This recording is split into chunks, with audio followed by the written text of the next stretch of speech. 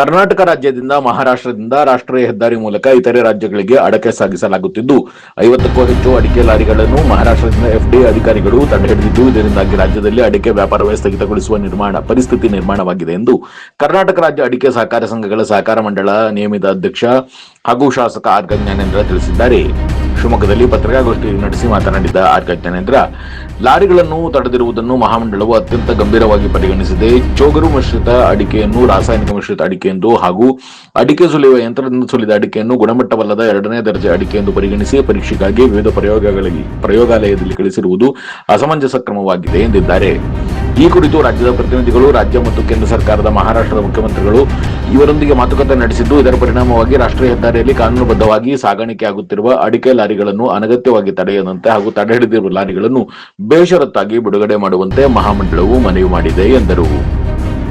ಸಮಸ್ಯೆಯ ಶಾಶ್ವತ ಪರಿಹಾರಕ್ಕಾಗಿ ನಿರಂತರ ಪ್ರಯತ್ನ ಮುಂದುವರೆದಿದೆ. ಮಹಾರಾಷ್ಟ್ರದಿಂದ ರಾಷ್ಟ್ರೀಯ ಹೆದ್ದಾರಿ ಮೂಲಕ ಅಡಕೆ ಸಾಗಿಸುವ ಲಾರಿಗಳನ್ನು ಮಹಾರಾಷ್ಟ್ರದಿಂದ ಅಧಿಕಾರಿಗಳು ತಡೆಯದೆ ಇತರೆ ರಾಜ್ಯಗಳಿಗೆ ತಲುಪುವ ಅಡಕೆ ಲಾರಿಗಳನ್ನು ಆಯಾ ರಾಜ್ಯಗಳ ಅಧಿಕಾರಿಗಳು ಪರಿಶೀಲಿಸುವುದಕ್ಕೆ ನಮ್ಮ ಅಭ್ಯಂತರ ಯಾವುದೂ ಇಲ್ಲ ಎಂದರು.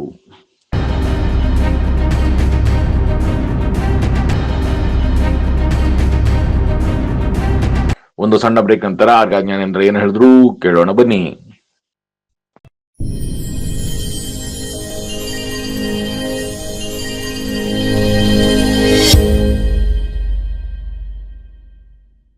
ದಿ ಒರಿಜಿನಲ್ ಆಭರಣ ಉಡುಪಿ ಪ್ರಸ್ತುತಪಡಿಸುವ ಅವಿನಾಭಾವ ಡೈಮಂಡ್ ಅಂಡ್ ಗೋಲ್ಡ್ ಕಲೆಕ್ಷನ್ಸ್.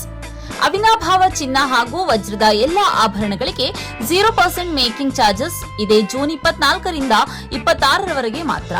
ಸಂಪರ್ಕಿಸಿ ದಿ ಒರಿಜಿನಲ್ ಆಭರಣ, ಕುವೆಂಪು ರಸ್ತೆ, ಜೈಲ್ ಸರ್ಕಲ್ ಹತ್ತಿರ, ಶಿವಮೊಗ್ಗ. ಈ ಸುವರ್ಣಾವಕಾಶವನ್ನ ನಿಮ್ಮದಾಗಿಸಿ. ಕೇವಲ 3 ದಿನಗಳವರೆಗೆ ಮಾತ್ರ ಲಭ್ಯ.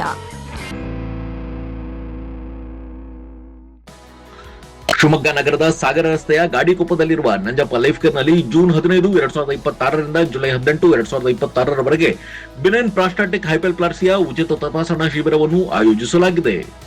ಸೋಮವಾರದಿಂದ ಶನಿವಾರದವರೆಗೆ ಪ್ರತಿದಿನ ಬೆಳಗ್ಗೆ 10:30ರಿಂದ ಸಂಜೆ 3:30ರವರೆಗೆ ಈ ಶಿಬಿರ ನಡೆಯಲಿದೆ.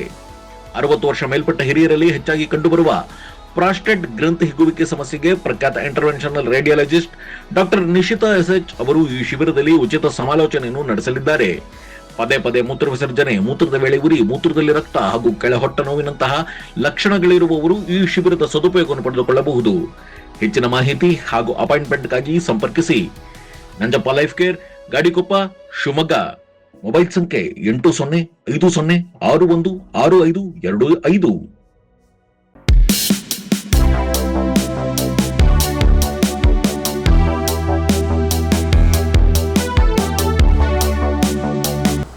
ಇತ್ತೀಚಿನ ದಿವಸದಲ್ಲಿ ಅಡಿಕೆ ಆತಂಕದ ಸ್ಥಿತಿಯಲ್ಲಿ ದಾಟ್ತಾ ಇದೆ. ರೈತರು, ವ್ಯಾಪಾರಿಗಳು, ಸಹಕಾರ ಸಂಘಗಳು ಎಲ್ಲರೂ ಕೂಡ ಒಂದು ದೊಡ್ಡ ಆತಂಕವನ್ನು ಎದುರಿಸ್ತಾ ಇದ್ದಾರೆ. ನಾವು ಬೆಳೆದಿರ್ತಕ್ಕಂಥ ಅಡಿಕೆ ದೇಶದ ಉತ್ತರ ಭಾಗದ ಅನೇಕ ರಾಜ್ಯಗಳಿಗೆ ರವಾನೆ ಆಗ್ತಾ ಇದೆ. ಇಲ್ಲಿಂದ ಅದು ಶಿವಮೊಗ್ಗ ಇರ್ಬೋದು, ಸಾಗರ ಇರ್ಬೋದು, ಶಿರ್ಸಿ ಇರ್ಬೋದು, ಅನೇಕ ಮಾರುಕಟ್ಟೆಯಿಂದ ಹೋಗ್ತಾ ಇದೆ. ಇತ್ತೀಚಿನ ದಿವಸದಲ್ಲಿ ಮಹಾರಾಷ್ಟ್ರದಲ್ಲಿ ನಮ್ಮ ಲಾರಿಗಳನ್ನು ಅಲ್ಲಿಯ ಎಫ್ಡಿಎ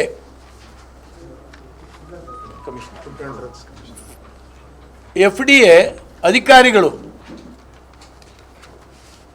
ತಡೆದು ನಿಲ್ಲಿಸ್ತಾ ಇದ್ದಾರೆ, ಸೀಸ್ ಮಾಡ್ತಾ ಇದ್ದಾರೆ. ಈಗಾಗಲೇ ನಮ್ಮ ಮಾಹಿತಿಯ ಪ್ರಕಾರ ಸುಮಾರು 30 ಲಾರಿಗಳನ್ನು ನಿಲ್ಲಿಸಿದ್ದಾರೆ. ಇದರಿಂದ ಆತಂಕಕ್ಕೆ ಒಳಗಾಗಿರ್ತಕ್ಕಂಥ ನಾವು ಈ ಬಗ್ಗೆ ಮಾತಾಡಲಿಕ್ಕೆ ಜೂನ್ 9 ಮತ್ತು 10ನೇ ತಾರೀಕು ಡೆಲ್ಲಿಗೆ ಒಂದು ನಿಯೋಗ ಹೋಗಿದ್ವಿ. ನಾನು ಅಡಿಕೆ ಮಹಾಮಂಡಲದ ಅಧ್ಯಕ್ಷ ಮತ್ತು ಮಂಗಳೂರಿನ ಕ್ಯಾಂಪ್ಕೋ ಅಧ್ಯಕ್ಷರಾದಂಥ ಸತೀಶ್ ಚಂದ್ರ ಅವರು,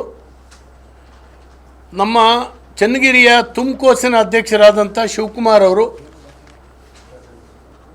ಹಾಗೆಯೇ ತುಮಕೋಸಿನ MD ಅವರು, ಕ್ಯಾಂಪ್ಕೋ ಸಂಸ್ಥೆಯ MD ಅವರು, ಇಷ್ಟು ಜನ ನಿಯೋಗ ಡೆಲ್ಲಿಗೆ ಹೋಗಿದ್ವಿ. ಅಲ್ಲಿ ನಮ್ಮೊಟ್ಟಿಗೆ ಶ್ರೀನಿವಾಸ್ ಪೂಜಾರ್ ನಮ್ಮ MP ಅವರು ಕೂಡ ಜಾಯಿನ್ ಆಗಿದ್ರು. ಅಲ್ಲಿ ಮಹಾರಾಷ್ಟ್ರದ ಮುಖ್ಯಮಂತ್ರಿಗಳ ಜೊತೆಯಲ್ಲಿ 10ನೇ ತಾರೀಕು ರಾತ್ರಿ ಭೇಟಿ ಮಾಡಿ ಇದನ್ನು ಹೇಳಿದ್ವಿ. ಅದು ಅವರು ಕನ್ವಿನ್ಸ್ ಆಗಿದ್ದಾರೆ ಮತ್ತು ಅದನ್ನು ಕ್ಲಿಯರ್ ಮಾಡ್ತೀನಿ ಅಂತ ಹೇಳಿದ್ದಾರೆ. ಅವರೊಬ್ಬ ಅಧಿಕಾರಿ ಏನೋ ತೊಂದರೆ ಆಗಿ ರಜೆಯಲ್ಲಿದ್ದರಿಂದ ಅವರು ನಿನ್ನೆ ಬಂದಿದ್ದಾರೆ.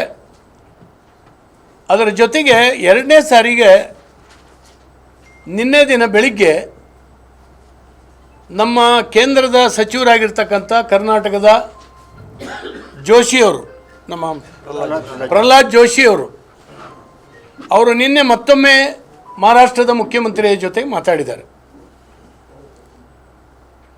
ನಿನ್ನೆ ಸಂಜೆ ಮಹಾರಾಷ್ಟ್ರದ ಅಧಿಕಾರಿಗಳ ಕಡೆಯಿಂದ ನಮಗೆ ಫೋನ್ ಬಂದಿತ್ತು, ಡೀಟೇಲ್ ತೊಗೊಂಡು ಇವತ್ತು ಬನ್ನಿ ಅಂತೇಳಿ ಹೇಳಿ. ನಮ್ಮ ಮ್ಯಾಮ್ಕೋಸ್ MD ಮತ್ತು ಕ್ಯಾಂಪ್ಕೋ MD ಇಬ್ಬರನ್ನ ನಾವು ಈಗಾಗಲೇ ಕಳಿಸ್ಕೊಟ್ಟಿದ್ದೀವಿ. ಬಹುಶಃ ಸೀಸ್ ಮಾಡಿದಂಥ ಲಾರಿಗಳ ಬಿಡುಗಡೆ ಆಗ್ಬೋದು ಅಂತೇಳಿ ಹೇಳಿ ನನಗೆ ಅನಿಸಿಕೆ.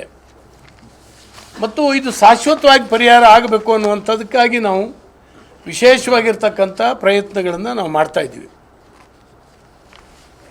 ಇತ್ತೀಚಿನ ದಿವಸದಲ್ಲಿ ಮೊನ್ನೆ ನಮ್ಮ ಶಿವಮೊಗ್ಗ ಟ್ರೇಡರ್ಸ್ ಎಲ್ಲ ಸೇರಿದರು, MP ಅವ್ರನ್ನ ಭೇಟಿ ಮಾಡಿದ್ದಾರೆ. MP ಅವರು ಕೂಡ ಮಾತಾಡಿದ್ದಾರೆ, ಪ್ರಹ್ಲಾದ್ ಜೋಶಿ ಅವರಿಗೆ ಮಾತಾಡಿ ಮಹಾರಾಷ್ಟ್ರ ಮುಖ್ಯಮಂತ್ರಿಗಳಿಗೆ ಮಾತಾಡಬೇಕು ಅಂತ ಹೇಳಿದರು. ನಮ್ಮ BY ರಾಘವೇಂದ್ರ ಅವರು, ಯಡಿಯೂರಪ್ಪನವರು ಕೂಡ ಮಾತಾಡಿದ್ದಾರೆ ಜೋಶಿಯವ್ರ ಹತ್ರ. ಮಹಾರಾಷ್ಟ್ರ ಮುಖ್ಯಮಂತ್ರಿಗಳು ಫೋನಿಗೆ ಸಿಕ್ಕಿರಲಿಲ್ಲ ಯಡಿಯೂರಪ್ಪನವರಿಗೆ. ಹಣ ಜಾಸ್ತಿ ಸಿಗ್ತದೆ ಅಂತೇಳಿ ಹೇಳಿ ವಿಷ ತಿನ್ನಿಸೋ ಕೆಲಸನ ಯಾರೂ ಮಾಡಲಿಕ್ಕೆ ಹೋಗಬಾರ್ದು. ಅಡಿಕೆ ಬೆಳೆಗೆ ಒಂದು ಬೆಲೆ ಬಂದರ ಮೇಲೆ ನಮ್ಮ ರೈತರು, ಅಡಿಕೆ ಬೆಳೆಗಾರರು ಯಾರು ಕೂಡ ಆತ್ಮಹತ್ಯೆ ಮಾಡ್ಕೊಂಡಿಲ್ಲ, ಬೇರೆ ಬೇರೆ ಬೆಳೆಯವರು ಆತ್ಮಹತ್ಯೆ ಮಾಡ್ಕೊಂಡಿದ್ದಾರೆ. ಈ ರೇಟ್ ಬಂದ್ರ ಮೇಲೆ ಒಂದು ಒಳ್ಳೆಯ ಜೀವನ ಮಾಡ್ತಾ ಇದ್ದೀವಿ. ಇದಕ್ಕೆ ಮಾರಕವಾದಂಥ ಹೊಡೆತ ಕೊಡುವಂಥದ್ದನ್ನ ಯಾರು ಮಾಡಿದ್ರು ಕೂಡ ನಾವು ಸಹಿಸೋದಿಲ್ಲ. ನಾವೇ ಮುಂದಿಂತು ಕಂಪ್ಲೇಂಟ್ ಮಾಡ್ತೀವಿ. ನಾನು ರೈತ ಬಾಂಧವರಲ್ಲೂ ವಿನಂತಿ ಮಾಡ್ಕೊಳ್ತೀನಿ, ಇದೊಂದು ದೊಡ್ಡ ಆಂದೋಲನ ಅಂತೇಳಿ ಹೇಳಿ ತಿಳ್ಕೊಂಡು ನಾವೆಲ್ಲರೂ ಕೂಡ ಇದರಲ್ಲಿ ಭಾಗವಹಿಸಬೇಕು. ಯಾರು ಈ ರೀತಿ ಕೃತಕ ಬಣ್ಣವನ್ನು ಹಾಕ್ತಾ ಇದ್ದಾರೆ ಅವ್ರನ್ನ ಹಿಡಿದು ಕೊಡುವ ಕೆಲಸವನ್ನು ನಮ್ಮ ಅಡಿಕೆ ಬೆಳೆಗಾರ ರೈತರು ಮಾಡಬೇಕು. ಮತ್ತು ಅಡಿಕೆ ಬೆಳೆಗಾರ ಸಂಘ ಸಂಸ್ಥೆಗಳು ಕೂಡ ಜಾಗೃತಾವಸ್ಥೆಯಲ್ಲಿ ಇದನ್ನು ಅಬ್ಸರ್ವ್ ಮಾಡಬೇಕು ಅಂತೇಳಿ ನಾನು ಈ ಸಂದರ್ಭದಲ್ಲಿ ವಿನಂತಿ ಮಾಡ್ಕೊಳ್ತೇನೆ.